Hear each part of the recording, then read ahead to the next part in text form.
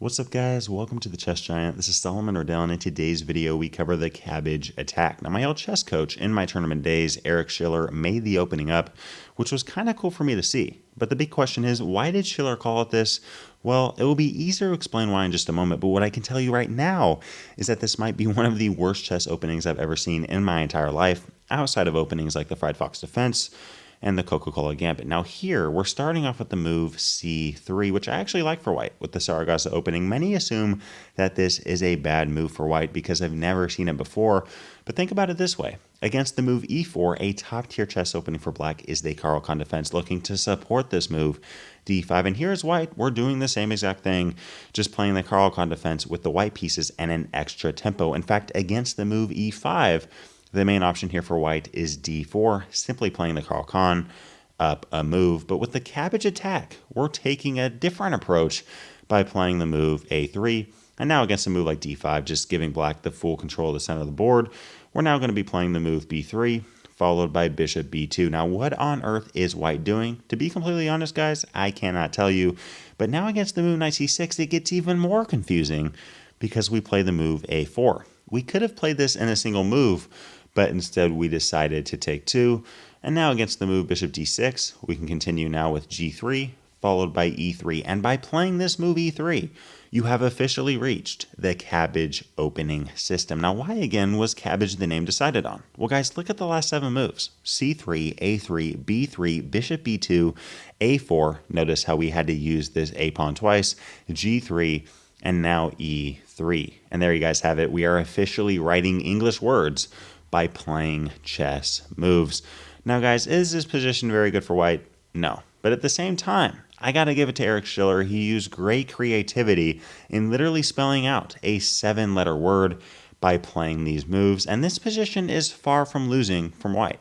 At the same time, white does have some major issues, one of them being the light squares. By playing these moves of g3 and e3, we have really weakened our light squares, and these squares are going to be primary targets for the black camp. On top of that, our bishop on b2 is the only piece we've moved, so we have black with a huge advantage in development. And on top of that, our bishop on b2 is not even active because we did it to ourselves. And white here just has a ton of weaknesses and a ton of ground to make up. I really do think that in a position like this, black has to be looking at moves like e4, with ideas of knight e5 attacking these light squares, or even d4 breaking this game open. And on top of that, ideas like h5 and h4 just giving up this pawn, throwing it down the board, putting pressure on g3. Black is ahead so much development, and we've barely even moved. Black has to try to checkmate this king as quickly as they possibly can. And obviously, guys, there's not a ton of opening theory with the Cabbage Attack, right? I mean, we're not going to see this opening hardly at all, if ever, at the master or grandmaster level. So there's really not a ton of theory, but what I am going to show you guys instead is a game by the creator of it itself, Eric Schiller. Schiller made the opening up, and here he played it against a 1600 rated player with the white pieces. Here, let's see what to do if you ever do play the cabbage attacking type system and are trying to get out of the opening alive and maybe even fight for the win to get those bragging rights. Here we see the move bishop g4 from black, and now Schiller continuing with his cabbage system of playing b3, attacking this bishop. I do think that bishop g4 was a little bit too slow because, yes, it does bring this pawn to f3, but honestly, I'm kind of okay with this as white defending these I squares, and now we're getting easy development with moves like knight e2, bishop g2, and simply castling kingside. Here we see from black the move bishop h3. And now, guys, we see Eric use good chess strategy by playing this move bishop a3, going a move back. If I asked you to tell me if you were walking by this position, which of these two bishops is better, the bishop on b2 or the bishop on d6, you would probably say that the bishop on d6 is a much more active and natural place piece. So why not, as white, give up a bad piece and instead trade it for a good one? And on top of that, give us some room to breathe in this position. Here we see black continue with bishop takes g2, and after king takes, we see knight e7. I like this move from black, simply trying to transfer this knight to the king side of the board. And now we see Schiller continue to trade down with bishop takes d6. Here, the most natural move for black is simply taking back with the queen. I'm a little bit confused on why this wasn't played. I mean, c takes d6 isn't a blunder, but at the same time, I don't really see the point behind it. Here we see the move knight a3 from Schiller, followed by knight c2. And following h6, we see the move b4. f4. Some of you are probably wondering how a FIDE master rated player is playing knight a3, knight c2, and b4. Well, guys, in the Cabbage system, we don't really have a ton of active play. We cannot checkmate this king on g8 in just a few moves, even if black tried to help us. So here, guys, we're just going to try to slowly improve the positioning of our pieces and really just try to get some space, especially on this queen side, to breathe. Here we see the move g5 from black, and now we see that this pawn actually becomes a primary target. Here, Schiller continues with king h1, bringing this king to safety, and then the very next move, playing f4, trying to break this game open, attacking both g5 and the pawn on e5. Honestly, I think that black's best option is king g7, defending the knight on f6, because, guys, black shouldn't be too worried about us capturing either of these pawns because they are very well defended by the pawns on d6 and h6. But here we see the move queen g4, and many of you are probably wondering why I was wanting to play king g7 defending the knight. It's not currently attacked, but all of a sudden it's attacked by not only a pawn, but also this rook on f1. So, guys, here black could take back with the knight or even just play a move like d takes e5, but we're going to say thank you for that minor piece on the f-file. So here we see black continue by playing knight e4, and yet again a very strong move from Eric Schiller with d3. Notice how black cannot move this knight literally anywhere without it simply getting captured. So here black just counts their losses as this knight is simply trapped and plays the move knight takes e5. And now we see the move d takes e4.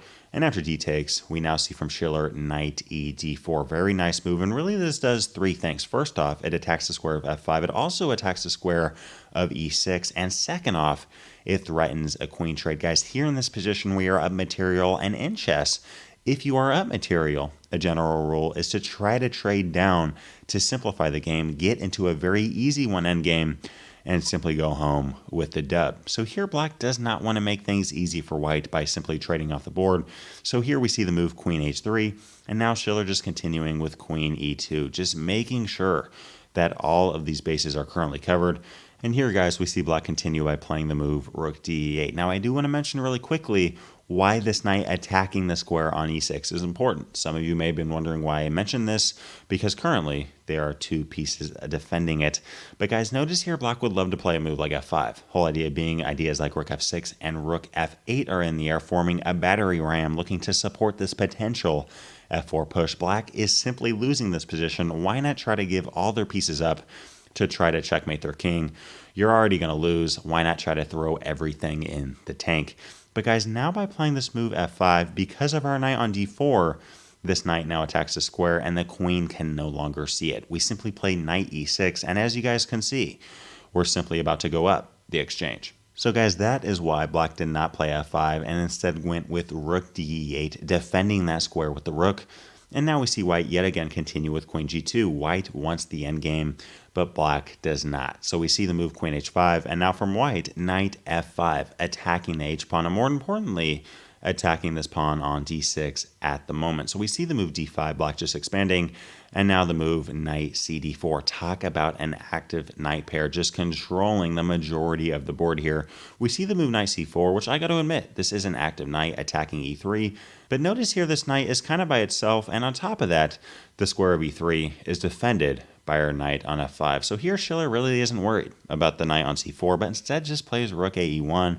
And now, guys, we see a move from black, which was a mistake, but I think offers us a very important lesson. I really do think that black should have just played a move like queen g6 or king h7 and just tried to hang on for dear life. But we see the move g4, and at first sight it seems as if black is just trying to expand some space on the king side of the board. But guys, in chess, we need to be very careful when moving pawns in front of our king, especially against strong players, because they simply become primary targets. Here we see the move rook f4, and the very next one, rook takes g4 with check. Absolutely beautiful idea. Notice here, if queen takes g4, we now simply play knight takes h6 with check, attacking the king, and all of a sudden, guys, we're simply up a queen. So here, guys, after Schiller activates his rook and attacks the very vulnerable king on g8, we do not see queen takes g4, but instead king h8.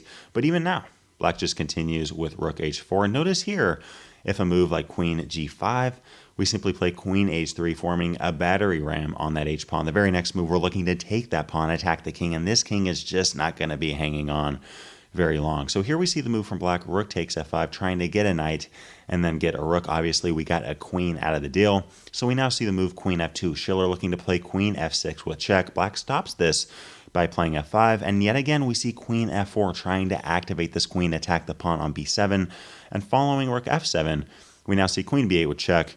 And guys, I have to say, after this move, king h7, black has done a pretty decent job these last few moves, trying to hang on and really trying to create some kind of fortress in this position, but they simply cannot hold on to everything. We see the move queen g8 attacking the pawn on d5. Notice how I cannot be defended by a move like knight b6 because the queen simply attacks that square. We see the move knight e5, and here after queen takes d5, attacking both the rook and the knight, here black simply resigned the game, and somehow Schiller managed to use his Cabbage Attack to not just get out of the game alive, but get out of this game with the dub. If you guys would like to learn the theory behind the actual Saragossa opening with c3, a very strong opening for white, click the video to the left. If you'd like to learn the theory behind the Coca-Cola Gambit, an even worse opening for white, click that video to the right. Leave a comment down below to let me know what other videos you'd like to see covered on this channel. And as always, I appreciate you guys. Thanks for watching. Peace.